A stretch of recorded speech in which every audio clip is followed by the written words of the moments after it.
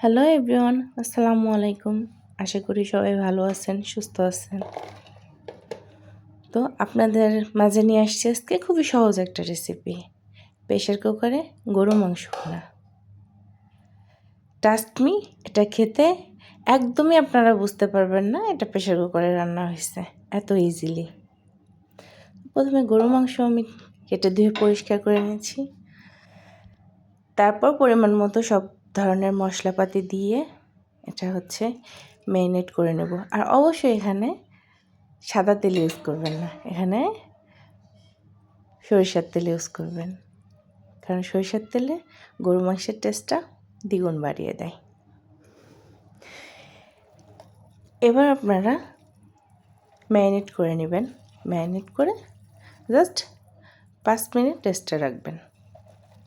তারপর প্রেশার কুকারে ঢাকনাটা আটকায়। আরেকটা কথা, এখানে আপনারা পানি ইউজ করবেন না, কোনো পানি ইউজ করতে হবে না। প্রেশার কুকারে ঢাকনাটা আটকায় দিয়ে চুলায় দিয়ে দিবেন, অপেক্ষা করবেন 5টা সিটি দেওয়া পর্যন্ত।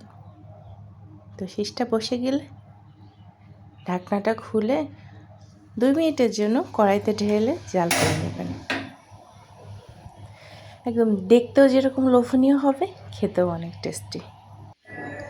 আর এটা যারা সহজে রান্না করতে চান, যারা কর্মব্যস্ততার জন্য সময় করে উঠতে পারেন না, তাদের জন্য রেসিপিটা খুবই সহজে।